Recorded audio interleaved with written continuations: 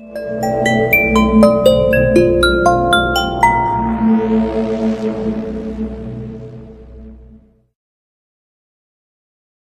গোয়েন্দা সমক সেন বিষয়টা আমার কাছে বেশ খটোমটো। সমক আমার বাল্যবন্ধু হলেও বর্তমানে সে গোয়েন্দা হিসাবে যথেষ্ট নাম ডাক করেছে, আর এটা নিয়ে আমার গর্বেরও কোনো শেষ নেই। সত্যি ওর মতন দিলদার বন্ধু পেয়ে আমি ধন্য। আমি পেশায় গায়ক, দু একটা অ্যালবাম বার করেছি বটে, কিন্তু সমকের এই দুঃসাহসিক কাহিনী লেখার পর আমি লেখক হিসেবে বেশি পরিচয় পাই। যাক গে সেসব কথা, এবার বর্তমানে ফেরা যাক।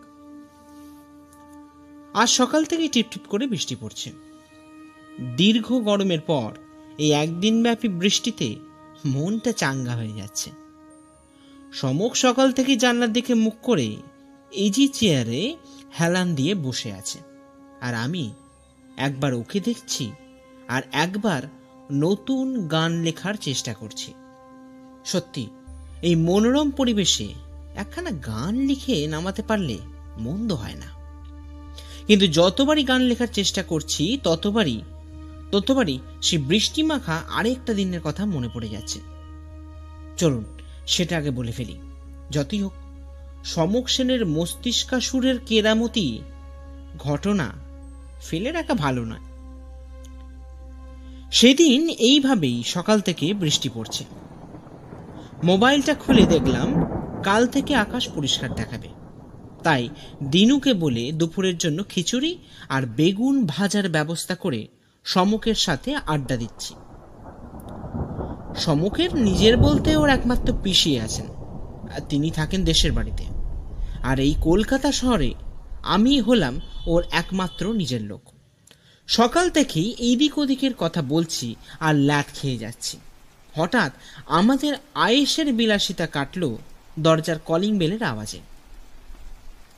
কিছুক্ষণ পর দিনু এসে বলল, আগে দাদা বাবু, একজন ভদ্রলোক এসেছেন দেখা করতে, বললেন সমক দাদা বাবুর সঙ্গে দেখা করবেন। সমক এই শুনে বলে, ঠিক আছে, ওনাকে কি বসাও, আমি যাচ্ছি। এই বলে সমক গায়ে পাঞ্জাবিটা গলিয়ে ড্রয়িং রুমের দিকে এগিয়ে গেল, আর পেছন পেছন আমিও। গিয়ে যাকে দেখলাম তার বয়স আমাদের মতোই হবে, 30 কি 32। পরনে প্যান্ট শার্ট, মাথায় চুল ব্যাক ব্রাশ, চোখে একটা কালো ফ্রেমের মডার্ন চশমা। সমককে দেখতেই সোফা ছেড়ে উঠে দাঁড়িয়ে নমস্কার জানালেন। সমকও নমস্কার জানিয়ে তার উল্টো দিকের সোফায় গিয়ে বসলো, আর আমি সমকের পাশে একটা চেয়ার টেনে নিয়ে বসলাম। এরপর সমক বলল, আপনাকে তো ঠিক চিনলাম না। ভদ্রলোক গলাটা খাঁকড়িয়ে বললেন, আসলে আমার নাম সুমিত হালদার, বারাসাতে আমাদের বাড়ি, আর ব্যবসাও। আচ্ছা, কিসের ব্যবসা? আসলে আমাদের মাছের ব্যবসা আছে, পূর্বপুরুষের ব্যবসা, তবে এখন সেটা বিদেশেও পৌঁছেছে। বাহ, খুব ভালো। তা আমি কি করতে পারি সুমিত বাবু? এখানে বলে রাখা ভালো, সমক আমাকে বলে কোনো নতুন ক্লায়েন্ট এলে কায়দা করে তার জীবিকার কথাটা জেনে নেওয়া দরকার, তাহলে সেইভাবে নিজের দরটা মেপে ফেলা যায়। প্রথমে আমি এর প্রতিবাদ করলেও সমক বলে, দেখো পৃথ্বী, নিজের কদর যে বুঝতে পারে না সে পদে পদে ঠকবে। আর ভাইয়া, আমাকেও তো পেটটা চালাতে হবে নাকি? তাই প্রথমেই ক্লায়েন্টকে মেপে নাও। আমাদের কথা বলার মাঝেই দিনু এসে চা দিয়ে যায়, আর সেই চায়ে একটা চুমুক দিয়ে সুমিতবাবু বলতে শুরু করলেন, সমকবাবু, আমি বাড়ির ছোট ছেলে, বিয়েটা এখনো করিনি। আমার এক দাদা আছেন, আর তাকে ঘিরেই আমার আপনার কাছে আসা। আমি বললাম, সেটা কিরকম? আসলে আমার দাদা আমার চেয়ে 16 বছরের বড়। বাবার মৃত্যুর পর দাদাই পুরো ব্যবসাটা সামলাতেন। আসলে সামলালো না বলে প্রতিপত্তি বলতে পারেন।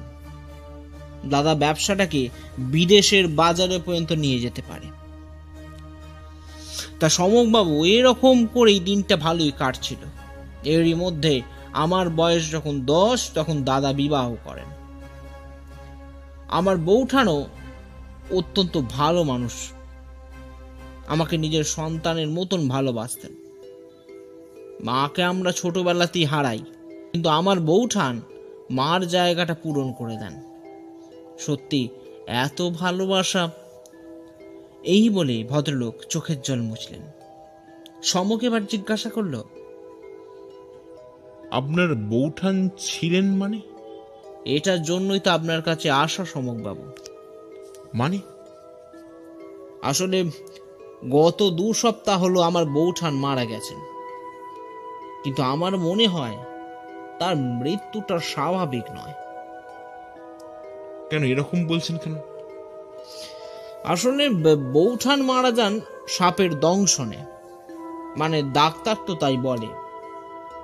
সমক এবার চমকে উঠে বলে, কেন আপনারা বলছেন না? না সমক বাবু, আমার মনে হয় এর পেছনে কিছু একটা রহস্য আছে। বেশ, তো তাহলে পুলিশে খবর দিন। পুলিশকে কি বলবো বলুন সমক বাবু, যে আমার বৌদি মৃত্যু স্বাভাবিক নয়, কিন্তু ডাক্তারের রিপোর্ট তো তা বলছে না। আপনি এই বিষয়ে আপনার দাদাকে বলেছিলেন? হ্যাঁ সমক বাবু। তারপর কিছুক্ষণ চুপ থাকার পর সুমিতবাবু আবার বললেন, আসলে এই বউঠানের মৃত্যুর পরের দিনই দাদা সিঁড়ি থেকে পড়ে যান, আর তাতে তার চোখে আঘাত লাগে, এবং পরে জানা যায় দাদা তার দৃষ্টিশক্তি হারিয়ে গেছেন। এরপর থেকেই দাদার সবসময় হতাশায় থাকতে দেখি সমকবাবু। সমক এবার সোফাতে সিধে হয়ে বসলো, তারপর বলল, আচ্ছা, আপনার দাদা বৌদির সন্তান কজন?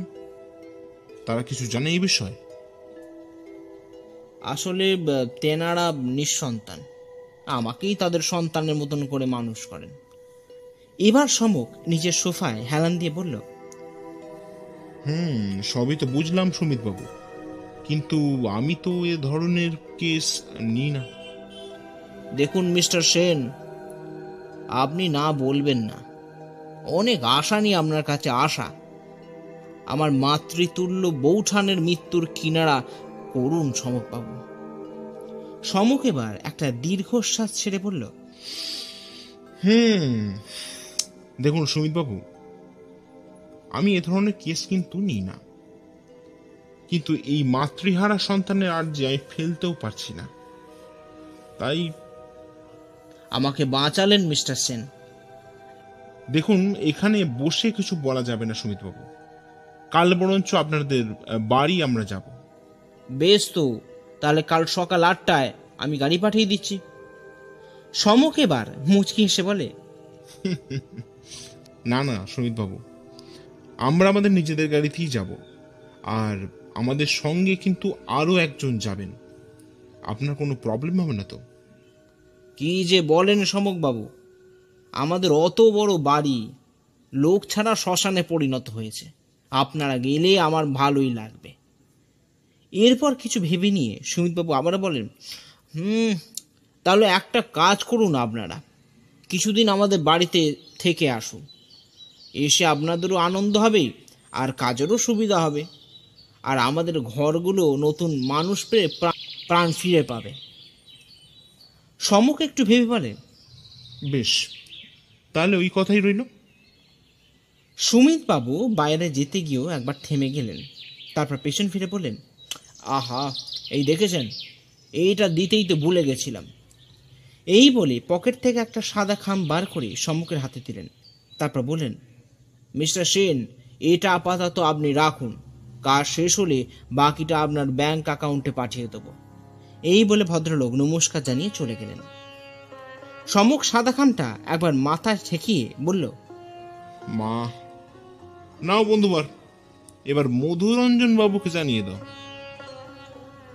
মধুরঞ্জন ওরফে মধু হলো আমাদের বাল্য বন্ধু, পেশায় জ্যোতিষ, তবে জ্যোতিষী কম পাথর বেচাতে তার জুড়ি মেলা ভার।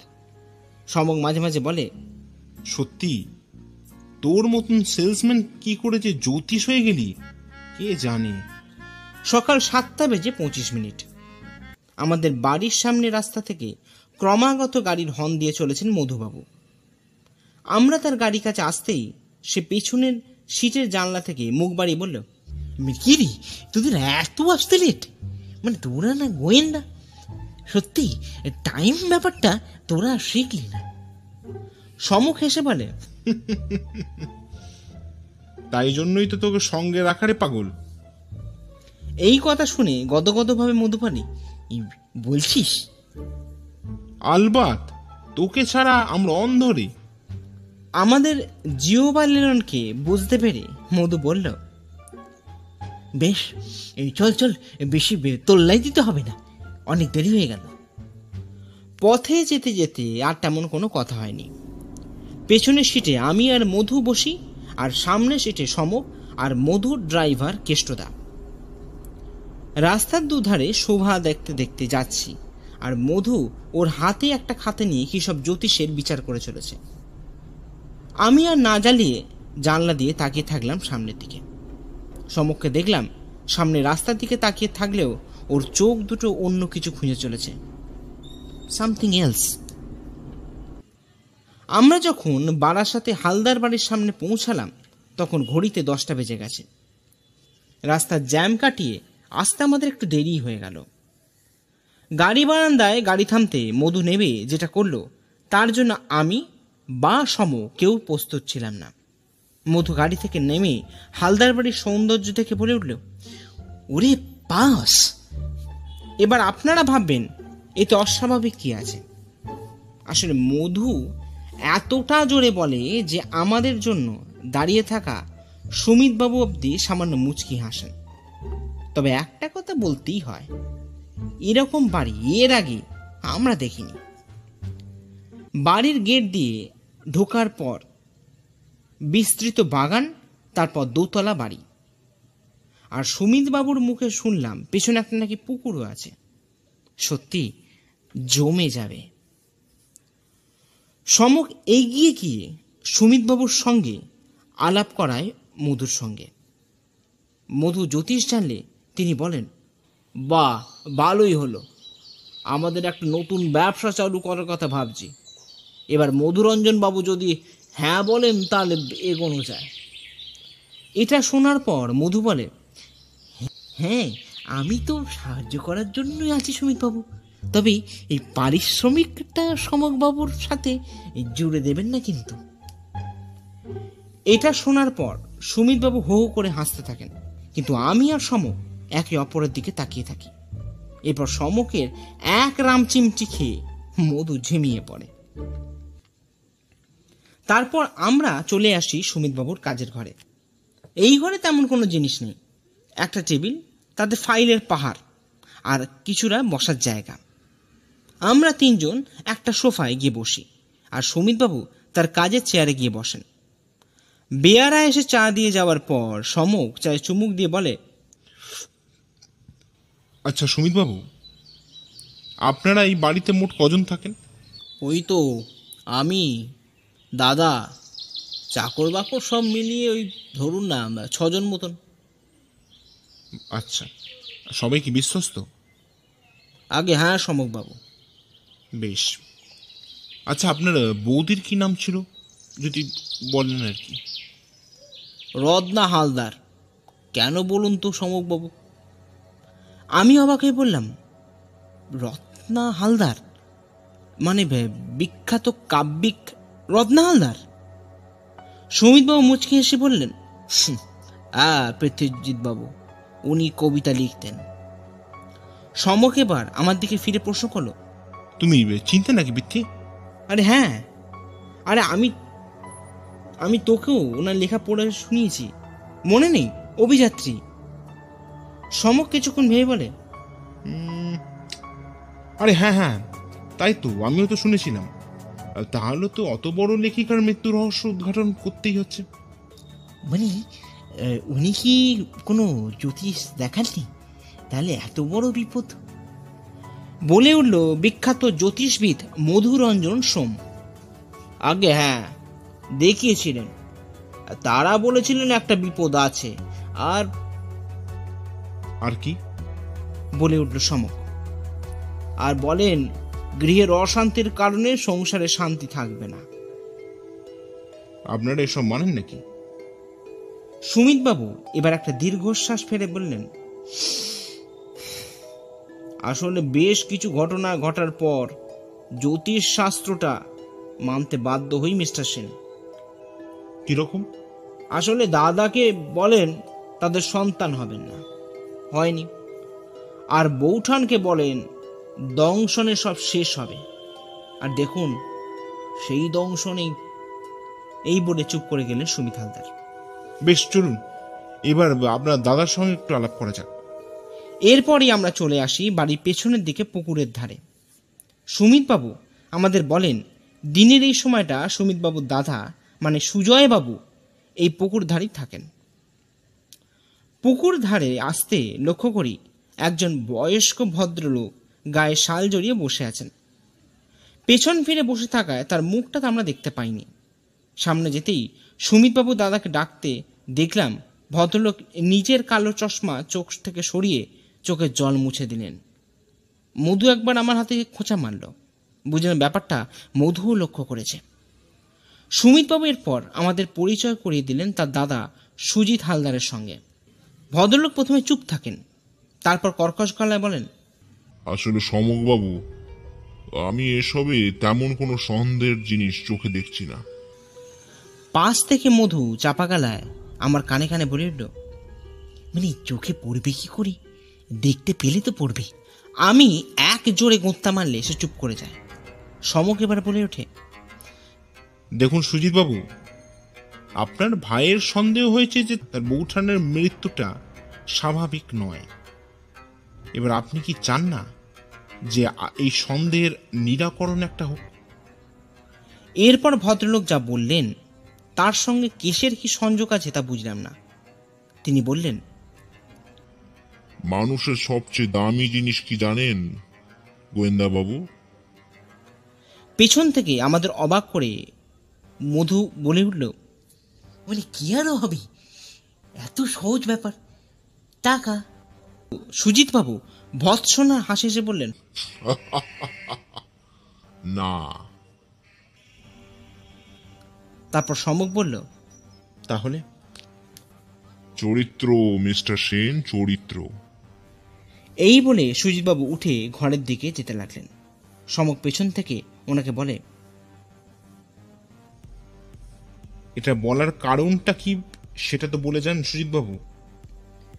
সুজিতবাবু মাথাটা পেছনে ফিরিয়ে বললেন, গোয়েন্দাটা আপনি আশা করি, তাই কারণটা আপনি খুঁজে বার করুন।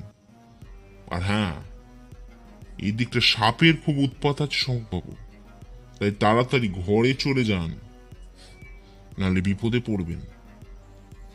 এই বলে ভদ্রলোক ঘরের ভেতরের দিকে চলে যান। দোতলার একটা ঘরে আমাদের তিনজনের থাকার ব্যবস্থা করা হয়েছে। ঘরটা বেশ বড়, তাতে 3টে বিছানা আর একটা আলমারি, ঘর লাগোয়া আর একটা বাথরুমও আছে। সমক এখন ঘরের ঠিক বাইরে বারান্দার রেলিংয়ে ভর দিয়ে দাঁড়িয়ে নিচে মালিকদের কারুকার্য দেখছে, আর আমি আর মধু দালানের চারপাশে ঘুরে সাজিয়ে রাখা বড় বড় পোর্ট্রেটগুলো দেখছিলাম। হঠাৎ আমাদের চমকে দিয়ে সুজিতবাবু বললেন, ছবি দেখছেন? মধু বলে উঠল, হ্যাঁ মানে হ্যাঁ, কিন্তু আপনিই জানলেন কি করে? ওই যে আপনার পায়ের আওয়াজ, আর কোথায় কি আছে সব আমার জানা জ্যোতিষবাবু। মানে আপনি আমার পেশা জানলেন কি করে? সুমিত আমায় জানিয়েছে। এই বলে ভদ্রলোক সিঁড়ি দিয়ে নিচে নেমে গেলেন। মধু সমকের কাছে গিয়ে বলে, কি ব্যাপার বলতো ভাইয়া, এই সুজিত বাবু কি এসব দেখতে পান নাকি? সমক ওই একইভাবে দাঁড়িয়ে বলল, না, আমি কাল ওনার চোখ দেখেছি, উনি সত্যি অন্ধ। এবার সুমিতবাবু সমকের কাছে এগিয়ে এসে বললেন, সমকবাবু, দুপুরে খাওয়া দাওয়া সব ঠিকভাবে হয়েছিল তো? সমক এবার সিধে হয়ে দাঁড়িয়ে বলে, হ্যাঁ, সব ঠিকই ছিল, বরঞ্চ বলা প্রয়োজন বেশি ছিল। আচ্ছা, আপনি যদি কিছু মনে না করেন, আমি একবার আপনার বৌঠানের ঘরটা দেখতে চাই। বেশ তো, চলুন না। এই বলে সেই বারান্দা ধরে দক্ষিণ দিকে এগিয়ে গিয়ে সিধে একটা ঘর ভেতরে নিয়ে গেলেন। এই ঘরটা বেশ ইন্টারেস্টিং। দরজার ওপর লতা পাতা আঁকা, আর ঘরের ভেতরেও নানান ছবির জিনিস দেখতে পাওয়া যায়। সুমিতবাবু বললেন, আসলে মিস্টার সেন, আমার বৌঠান কিন্তু ভালো ছবিও আঁকতে পারতেন। সমক দেখলাম তার আঁকা আর ওই ঘরটাকে ভালো করে দেখতে লাগলো। এই ঘরে আছে একটা খাট, একটা আলমারি, আর তার পাশেই একটা ড্রেসিং টেবিল, আর একটা মস্ত বড় জানলা। জানলার ওপারেই পুকুর। সমক জানলা দিয়ে বাইরে পুকুরের দিকে তাকিয়ে আছে দেখে সুমিতবাবু বললেন, এই জানলার সামনে দাঁড়িয়েই বৌঠান যে কত গান গাইতো সেটা আমাদের বলে বোঝাতে পারবো না সমকবাবু। আমার বৌঠানের এটা ছিল একটা পছন্দের জায়গা। এবার সমক এগিয়ে গেল জানলার পাশে থাকা স্টাডি টেবিলের ওপর। তাতে বেশ কিছু ওনার লেখা কবিতার বই, কলমদানি ইত্যাদি পড়েছিল। একটা ল্যাপটপ আর একটা খসড়াও ছিল তার সঙ্গে। সমক সেটা দেখে সুমিতবাবুকে বলে উঠল, আচ্ছা সুমিতবাবু, এটা কি ওনার লেখা নাকি? হ্যাঁ সমকবাবু, তাই এটাই ওনার শেষ লিখে যাওয়া কবিতার খসড়া। ঠিক করেছি এটা পাবলিশারদের হাতে ছাপাতে দিয়ে দেব। যতই হোক শেষ স্মৃতি তো। এই বলে চুপ করে গেলেন সুমিতবাবু। সমক বলল, আচ্ছা সুমিতবাবু, আপনি যদি কিছু মনে না করেন, আজ রাতের জন্য যদি এই খসড়াটা আমি একটু নিই, তাহলে খুব একটা কি অসুবিধা হয়ে যাবে? কাল সকালেই আপনাকে আমি ফেরত দিয়ে দেবো। হ্যাঁ অবশ্যই, তবে একটু সাবধানে সমকবাবু, বুঝতেই তো পারছেন বৌঠানের শেষ স্মৃতি। হ্যাঁ, আপনি চিন্তা করবেন না, আমি পড়ি আপনাকে ফেরত দিয়ে দেবো। রাতে খাওয়া দাওয়া শেষ করে আমরা নিজেদের ঘরে আছি। সমক চেয়ারে হেলান দিয়ে সিগারেটে ধরিয়েছে। আমি আর মধু নিজেদের বিছানায় শুয়ে আছি। হঠাৎ মধু বলে উঠল, আচ্ছা সমক, এই তুই কি সত্যি খসড়াটা ফেরত দিবি? সমক মধুর দিকে তাকিয়ে বলে, হ্যাঁ, কেন? মানে ধর, যদি সুমিতবাবুরা এই টাকা না দেন তাহলে? উনি অর্ধেক অ্যাডভান্স আমাকে করে দিয়েছেন, তাই চিন্তা নেই। না তাও। শুয়ে পড়। এই বলে সিগারেটে আবারও টান দিল সমক। হঠাৎ আমার দিকে ফিরে বলে উঠল, আচ্ছা পৃথ্বী, তুই তো রত্নদেবীর বই পড়েছিস, কেমন লেখা রে? আমি অবাক হয়ে বলি, কেমন মানে? ভালোই তো, তোকেও তো পড়ে শুনিয়েছি। হ্যাঁ শুনিয়েছিস, কিন্তু তুই তো জানিস কবিতা আমার আবার মনে ধরে না, তাই বল না। হ্যাঁ ভালোই লিখতেন। না, এভাবে নয় পৃথ্বী, মানে কি রকম লিখতেন, ওনার বিষয়বস্তুটা কি? দেখ, সাধারণত সব বিষয় উনি লিখতেন, তবে প্রেমের ব্যাপারটায় উনি সেরা ছিলেন, এটা আমি বলতেই পারি। বাহ, বেশ ইন্টারেস্টিং তো। দেখলাম সমক হাতের দুটো আঙুল দিয়ে ঠোঁটটা চেপে ধরেছে। লক্ষ্য করলাম সমকের কপালে ভ্রুকুটি। তারপর চেয়ার ছেড়ে খসড়াটা হাতে নিয়ে বলল, বেশ তোরা শুয়ে পড়, আমি এটা যেটা আসতে শেষ করব, তারপর ঘুমোতে যাব। এই বলে ঘরে আলো বন্ধ করে স্টাডি টেবিলে আলো জেলে খসড়াটা পড়তে আরম্ভ করলো সমক। অগত্যা আমি আর মধু যে যার বিছানায় শুয়ে পড়লাম। সকালে ঘুম ভাঙলো মধুর ডাকে। এই পৃথ্বী, এই পৃথ্বী, দেখ সমক কি করছে। আমি ধর্মড়িয়ে বিছানা ছেড়ে উঠলাম। তারপর মধু আমায় সিঁড়ে নিয়ে গেল পুকুর ধারে। গিয়ে দেখি সুমিতবাবু আর দুজন কর্মচারী দাঁড়িয়ে আছেন। আমি যেতেই বললেন, সমকবাবু, কি পাগলামি করছেন বলুন তো? উঠে আসুন, উঠে আসুন। আমি দেখছি সমক একবার জলে ডুব মারছে আর একবার নিঃশ্বাস নিতে উঠছে। আমার মাথা আর কাজ করছে না। প্রায় আধ ঘন্টা হয়ে গেছে, কিন্তু সমক এ কিভাবে ডুব দিচ্ছে আর উঠছে, আর কেনই বা এসব করছে? আমরা আমরা মানে আমি, মধু, সুমিতবাবু আর তাদের বাড়ির 2 চাকর হাঁ করে তাকিয়ে আছে সমকের দিকে। তবে একটা জিনিস আমি খুব ভালো বুঝতে পারছি যে সমক অকারণে কোনো কাজ করে না, তাই ধৈর্য ধরে অপেক্ষা করাই ভালো। আরো মিনিট 5 পরেই সমককে দেখলাম পুকুরের জল থেকে বেরিয়ে আসতে। তাকে দেখেই মধু বলে উঠল, কিরে সমক, কি পাগলামো করছিলি তুই? পাগলামির এখনো কি দেখেছিস মধু? নিজের গা মুছতে মুছতে বলে উঠল সমক। এবার সুমিতবাবু একটু গম্ভীর গলায় বললেন, আপনি এটা কি করছিলেন মিস্টার সেন? এভাবে অচেনা জায়গায় এভাবে পুকুরে নামা আপনার উচিত হয়নি। প্রথমে আমাকে ক্ষমা করবেন মিস্টার হালদার, তবে এখানে নাবার কারণ এখন আমাকে জিজ্ঞাসা করবেন না দয়া করে। সময় এলে ঠিক করি আপনাকে জানিয়ে দেবো।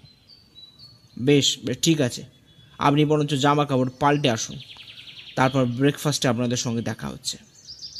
এই বলে ভদ্রলোক ঘরের ভেতরের দিকে চলে গেলেন। আমি আর মধু ওর দিকে তাকিয়ে আছি দেখে সমক বলল, অত দেখবেন না দয়া করে, নজর লেগে যাবে। এই বলে হাসতে থাকলো সমক। আমি বলি, এটা কি ছেলে? আমার কথা থামিয়ে সমক বলে উঠল, না, এখন নয় পৃথ্বী। আর হ্যাঁ, আমি একটু বেরোবো, কিছুক্ষণের মধ্যেই ফিরে আসবো। কেউ যদি জিজ্ঞাসা করে বলবি দরকারে বেরিয়েছি। এরপর আর কোনো কথা হয়নি। সমকের রেডি হয়ে যাবার পর আমরা চলে আসি ব্রেকফাস্ট খেতে। সেখানে খেতে খেতে সমক বলে ওঠে, আচ্ছা সুমিতবাবু, আপনার দাদাকে তো দেখছি না। হ্যাঁ, আসলে দাদা এখানে খেতে আসেন না, নিজের ঘরে বসেই খান। আর বুঝতেই তো পারছেন দাদার শারীরিক অবস্থাটাও। হ্যাঁ, তা তো ঠিক। আচ্ছা, আপনার বৌদির লেখা আপনি পড়তেন? কি বলছেন সমকবাবু? বৌঠানের লেখা হয়ে গেলেই সে আগে আমাকে পড়ে শোনাতো, কিন্তু এ কথা কেন জিজ্ঞাসা করছেন? না, এমনি। আপনার দাদা পড়তেন নাকি? দেখুন, দাদা চিরকালই কর্মব্যস্ত মানুষ, কাজ ছাড়া অন্য কিছু দিকেই ওর কোনোদিনই খেয়াল থাকে না। তবে একান্তে পড়তেন কিনা সেটা তো বলতে পারবো না সমকবাবু। এবার সমক আমাদের অবাক করে বলে উঠল, আচ্ছা সুমিতবাবু, রত্না দেবী কি ইনসুলিন নিতেন?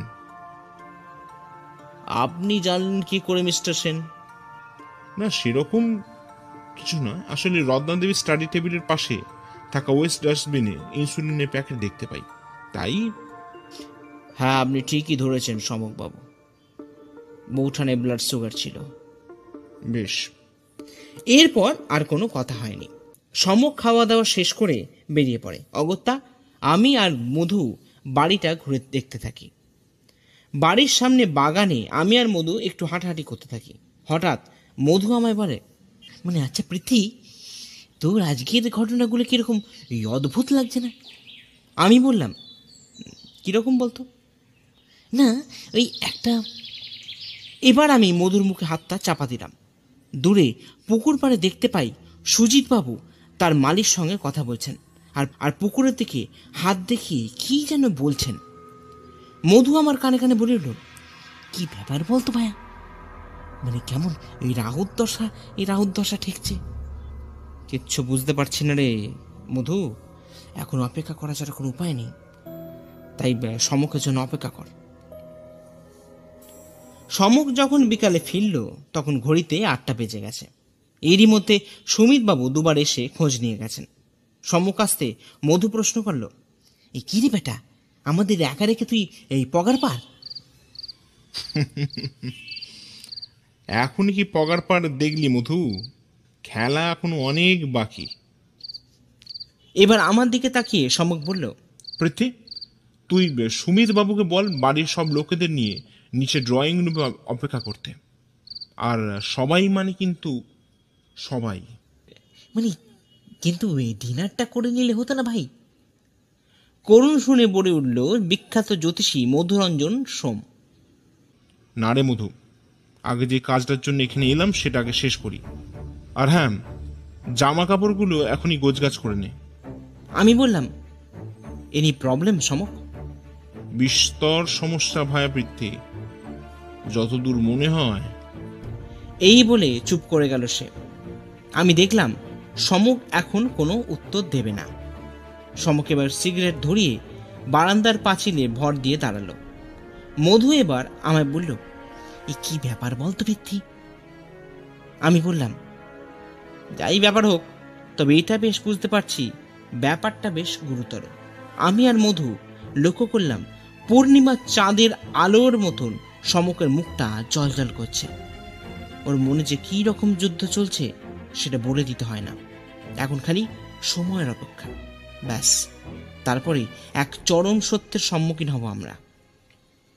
আমরা এখন হালদার বাড়ি ড্রয়িং রুমে একটা সোফায় আমরা তিনজন ভাগাভাগি করে বসে আছি, আর বাকিরা আমাদের ঘিরে গোল হয়ে চেয়ারে বসে আছেন। অন্যরা বলতে সুমিতবাবু, ওনার দাদা সুজিতবাবু, আর বাড়ির সব কাজের লোকেরা। প্রথম মিনিট দুয়ে কারোর মুখে কোনো কথা নেই। অবশেষে সুমিতবাবু বললেন, কি ব্যাপার মিস্টার সেন, আপনি এখানে আসতে বললেন কেন? আর ডিনারটাও তো। সুমিতবাবুর কথা থামিয়ে সময় বলল, খাবার থেকেও এখন যে কথাগুলো আপনাদের বলবো সেটা বেশি জরুরি সুমিতবাবু, আর একটু তার জন্য কোঅপারেট করুন। সুজিতবাবু বললেন, রাতে আপনার নাটক দেখার মতন সময় আমাদের নেই, যত সব। নাটকটা আমরা দেখাচ্ছি না সুজিতবাবু, দেখাচ্ছেন আপনি। আমরা তো হাঁ। এ কি বলছে সমক, পাগল হয়ে গেল নাকি? মধুকে দেখলাম আমার ডান হাতটা শক্ত করে চেপে ধরল।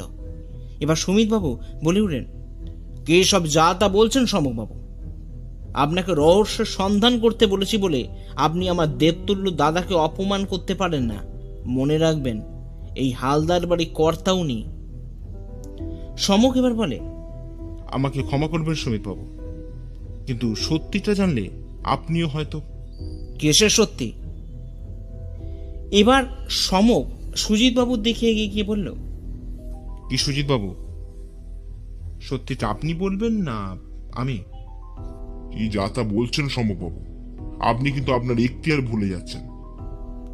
এবার সমক গম্ভীর গলায় বলে উঠল, আমি যা তা বলছি না সুমিতবাবু, আপনার দাদাই রত্নাদেবীকে খুন করেছেন। আমরা তো একেবারে হতবাক। সুমিতবাবুর মুখও দেখলাম হাঁ হয়ে গেছে। এবার আমি বললাম, মানে সমক? হ্যাঁ পৃথ্বী, সুজিতবাবুই ওনার স্ত্রীকে হত্যা করেছেন, তবে কারণটা আরো লজ্জাজনক। সুজিতবাবু বলে উঠলেন, কোনো প্রমাণ আছে আপনার কাছে নাকি? প্রমাণটা না বললেও ভালো হতো মনে হয় আপনার। না সমকবাবু, আপনি বলুন, বললেন সুমিতবাবু। এবার সমক ঘরের মধ্যে পায়েচারি করতে করতে বলল, আমি আপনার বৌদির লেখা শেষ কবিতাটার খসড়াটা হাতে পাই। আপনার হয়তো মনে আছে সুমিতবাবু, আমি আপনার কাছ থেকে পড়ার জন্য নিয়ে আসি। ও হ্যাঁ, কিন্তু ওটা ফেরত। সমক সুমিতবাবুর কথা থামিয়ে বলল, ওটা এখন আর ফেরত পাবেন না সুমিতবাবু, কারণ ওটাই এখন মূল এভিডেন্স। রত্না দেবী ওতেই ওনার শেষের সব কথা কবিতার আকারে লিখে যান। আমি কবিতাগুলো পড়তে থাকি আর অবাক হতে থাকি। কেন মিস্টার সেন, অবাক হবার কি আছে? সমক এবার মুচকি এসে বলে, আসলে আপনার দাদার মানসিক নির্যাতনে জেরবার হয়ে পড়েন আপনার বৌঠান। মানে?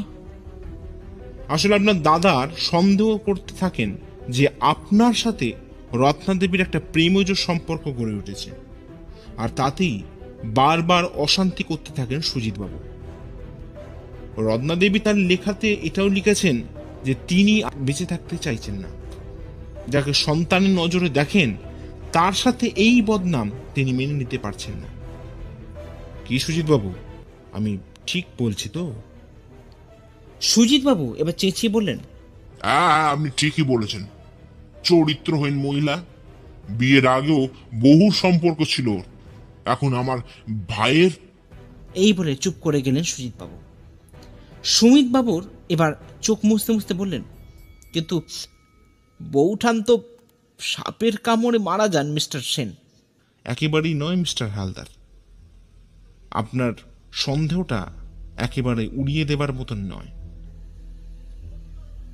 তাহলে? সমক এবার বলল, রত্না দেবীর হাই সুগার থাকার কারণে ইনসুলিন নিতেন। আর এটা কি অস্ত্র বাড়ান সুজিত বাবু? ইনসুলিনের শিশির ভেতরে সাপের বিষ ঢুকে ইঞ্জেকশন দেন, পরে সাপে কামড়ানোর দাগের জন্য এই জিনিসটা দিয়ে পায়ে ফুটো করেন, ব্যাস খেলা শেষ।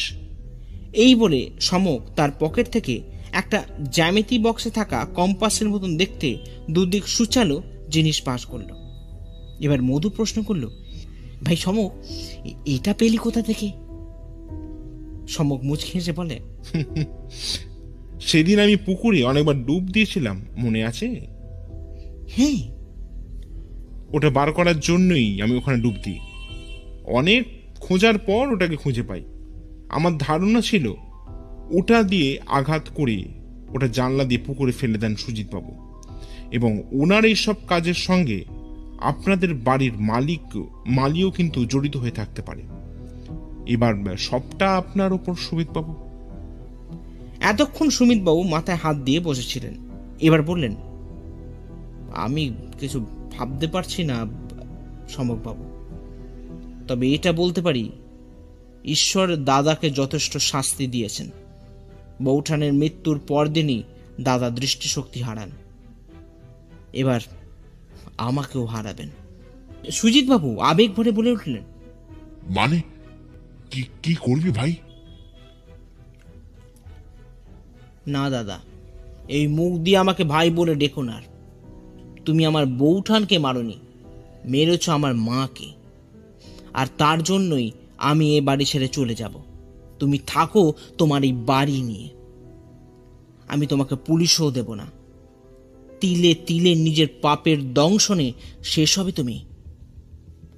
সমক এবার বলল, দেখুন, এই বিষয়ে হয়তো আমাদের কিছু বলা উচিত নয়, কিন্তু না বলে থাকতে পারছি না মিস্টার হালদার।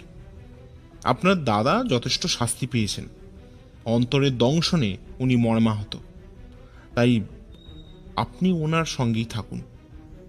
বেশ, আপনি যখন বলছেন তখন থাকব, তবে দাদার সঙ্গে আর আমার কোনো কথা থাকবে না। লক্ষ্য করলাম সুজিতবাবু মাথা হেঁট করে বসলেন। এই ভায়া, ওখানেই তো রাত্রির ডিনারটা সেরে ফেললে ভালো হতো না? প্রশ্ন করল মধুরঞ্জন সোম। ঘড়িতে এখন রাত 12টা। আমরা এখন একটা ধাবায় বসে ডিনার করছি। কেসের সমাধানের পর সমকের কথা মতো আমরা হালদার বাড়ি ছেড়ে বেরিয়ে আসি। সেই দুপুরের পর থেকে পেটে কিছুই পড়েনি। এখানে গাড়ি থামিয়ে খাওয়া দাওয়া করে ফেলছি। সমক মধুর প্রশ্ন উত্তরে বলে, তোর কি মানবতা বলে জিনিসটা একদম মন থেকে মুছে গেছে নাকি রে মধু? তুই আমাকে বলছিস ওখানে খেয়ে আসার জন্য? যার নিজের স্ত্রীর প্রতি বিশ্বাস নেই, যে অবিশ্বাসের কবলে পড়ে নিজের ছোট ভাইয়ের সঙ্গে নিজের স্ত্রীর। এই বলে চুপ করে যায় সমক। এবার আমি বলি, কিন্তু সমক, এই সন্দেহের বশেই তো আজকাল কত সম্পর্ক শেষ হয়ে যাচ্ছে, এতে নতুন কি আছে? আছে আছে পৃথ্বী, বিশ্বাস বিরুদ্ধ ভাব থেকে কিন্তু সন্দেহ আসে। এই সন্দেহ দ্বারাই অভিভূত হলেই অবসাদ আসে, আর এই অবসাদের বশবর্তী হয়েই সুজিতবাবু কি যে ভয়ানক কাণ্ডটা ঘটালো সেটা তো আর বলে দিতে হয় না ভাই। কিন্তু এর থেকে বাঁচার তো কোনো রাস্তা নেই সমক। আছে ভাইয়া। আমি অবাকে বললাম, আছে? কিন্তু কি সেটা? প্রতিকূল যুক্তি ত্যাগ করে বিশ্বাসের অনুকূল যুক্তি শ্রবণ করতে হবে ভাই, যাতে মনে বিশ্বাস আছে তেমন তোর কাজ করতে হবে, ভালো চিন্তা করতে হবে, বুঝলে বাছা ধন? মানে এই তোর বাতেলা রাখতো, সুযোগ পেলেই আমাদের জ্ঞান দেওয়ার অভ্যেসটা তোর আর এই যাবে না দেখছি। এই সব তোর ওই গ্রহের ফল। সমকের দিকে হাত তুলে বলে উঠল মধু। আমি বললাম, আহ থাম না মধু, সমক তো ভালো কথাই বলেছে। আর দেখ না আজকের ঘটনা, মানে সুজিত বাবুর বিশ্বাসের অভাবে কি অঘটনটা ঘটে গেল। মধু এবার শান্ত গলায় বলল, হ্যাঁ ভাইয়া, তবে এ তো এত শত কথা আমি না মানলেও একটা কথা আমি মানি ভাই। সমক বলল, কি? মধু চেয়ার ছেড়ে দাঁড়িয়ে হাত দুটো ছড়িয়ে বলে উঠল, এই সারি জাহাজে আচ্ছা সমস্যা না মারা। সমক হাসতে হাসতে বলে উঠল, শয়তান একটা,